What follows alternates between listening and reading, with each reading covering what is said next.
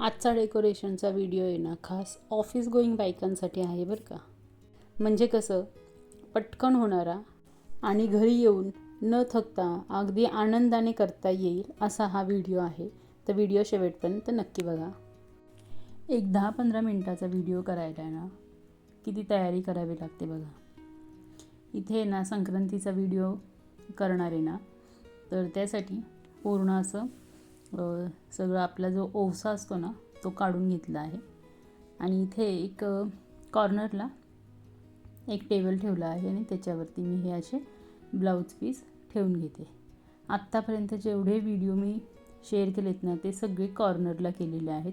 आणि हाच विचार करून कॉर्नरला केले आहेत की घरात ज्यावेळेस हळदी कुंकासाठी सगळ्या स्त्रिया वगैरे येतील, बायका येतील ना, तर त्यावेळेस त्यांना बसायला किंवा घरात वावरायला ना अशी जागा हवी ना, म्हणून मग जे काय डेकोरेशन करायचं आहे ते पूर्ण कॉर्नरला असं डेकोरेशन केलेलं आहे.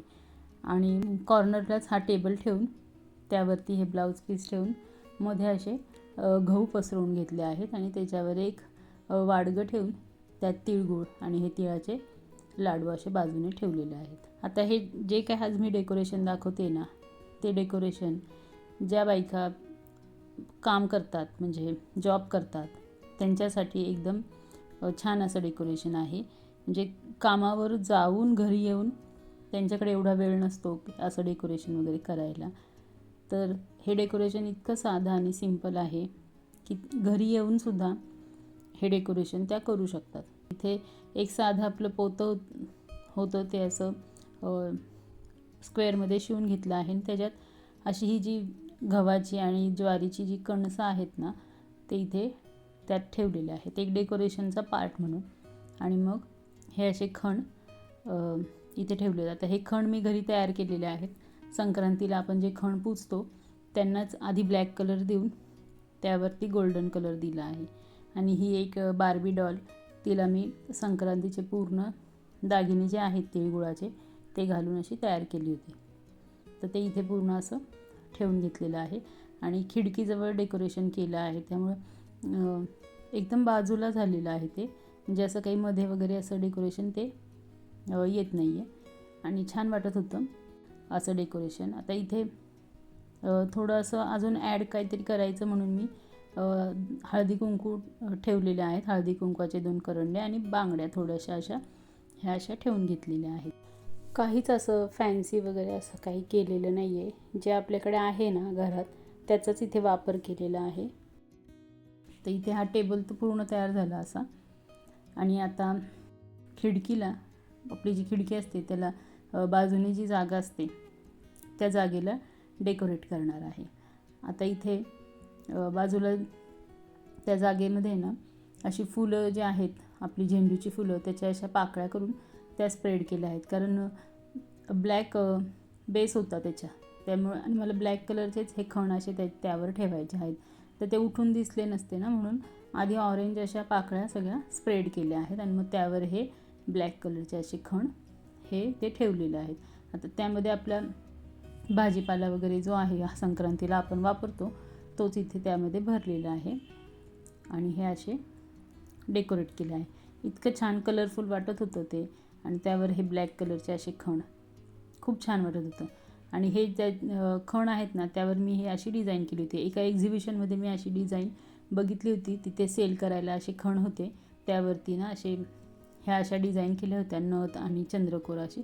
तर मी तेच इथे असं ड्रॉ करून घेतलेलं आहे त्या खणांवर. साधा ब्लॅक कलर दिला आहे ॲक्रेलिक आणि मग त्याच्यावरती असे हे ड्रॉ केले आहेत नथ आणि चंद्रकोर. तर हे असं एका बाजूला असं हे डेकोरेशन पूर्ण तयार झालं. आणि नंतर मग आहे ना त्याच्या शेजारी म्हणजे आपला टेबल ठेवला आहे ना त्या शेजारी छोटा एक स्टूल ठेवून त्यावर हे असे वाण जे काय आपल्याला लुटायचे आहेत ते असे ठेवले जातात. मी इथे नेल पॉलिश जे आहेत त्या ठेवलेल्या आहेत. तुम्ही जे काही वाण लुटणार असेल ते तुम्ही इथे असं कलेक्ट करून ठेवू शकता. आणि त्याला थोडंसं बाजूने डेकोरेट करण्यासाठी अशी फुलं वगैरे लावलेली आहेत. आणि परत तिळगुळाचे आपल्या ज्या वड्या आहेत किंवा लाडू वगैरे काय आपल्याला ठेवायचे ते आपण इथे असं ठेवू शकतो. आणि हे असे ओवसा म्हणून असं आमच्याकडे द्यायची पद्धत आहे. तर तसा ओवसा देण्यासाठी म्हणजे इथे पूर्ण वाण आपण जे काही लुटणार आहे ना ते वाण इथे त्या स्टूलावरती ठेवलेलं आहे. आणि हे असं ताट तयार केलेलं आहे हळदी कुंकवाचं. त्यात आपल्याला ज्या गोष्टी द्यायच्या आहेत किंवा अत्तर लावायचे, हळदी कुंकू लावायचे, ते असं पूर्ण इथे असं ठेवून घेतलेलं आहे किंवा तिळगुळ.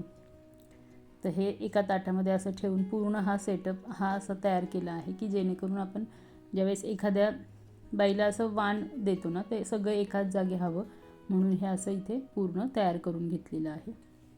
म्हणजे हळदी कुंकू लावायचं, विडा द्यायचा, बडीशोप, अत्तर लावायचं आणि वाण द्यायचं, हे असं सगळं कलेक्टिवली इथे असं मांडून ठेवलेलं आहे.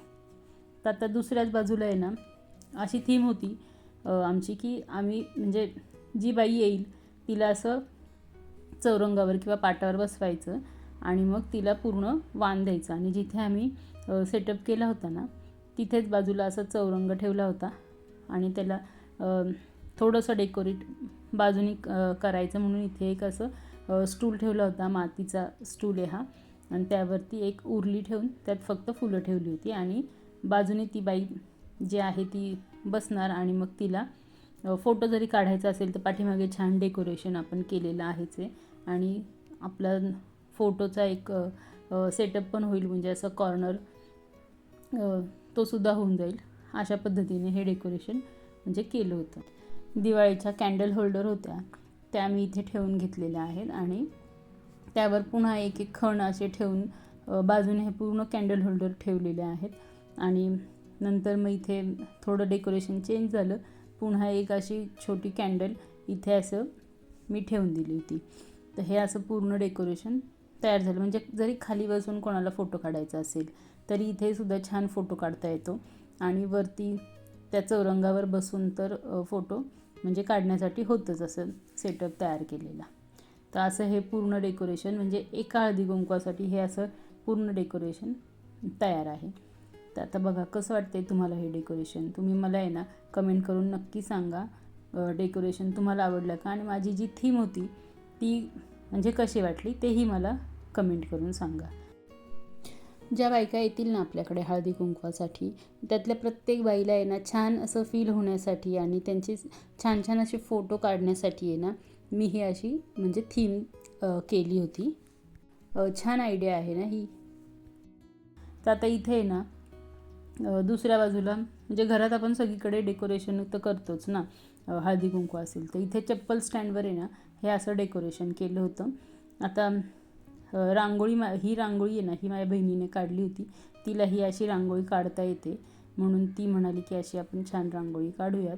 आणि मग छोटीशी रांगोळी टेबलवरच काढली होती अशा पद्धतीने. आणि म्हणजे तो टेबल रिकामा काही ठेवायचा नाही म्हणून मग इथे असं ही म्हणजे रांगोळी काढली होती. आणि नंतर मग हे बघा हे असं पूर्ण हा सेटअप तयार केला होता आणि त्यावर सुद्धा एक असं हे खण आहे ते ठेवलं होतं.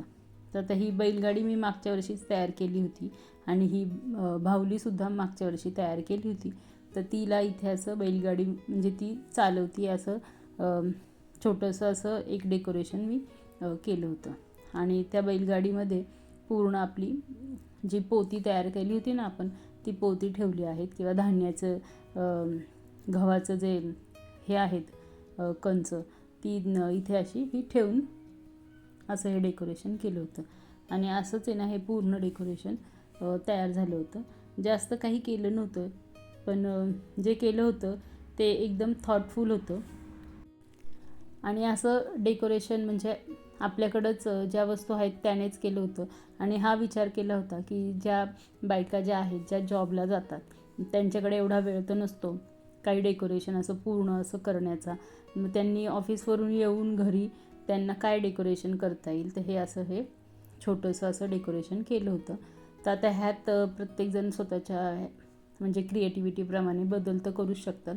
साधारण एक फक्त छोटा असो मोठा असो असा एक टेबल ठेवून घेतला आणि थोडंसं डेकोरेशन केलं आणि फक्त एक फोटो काढण्यासाठी एक जागा अशी तयार केलेली आहे इथे.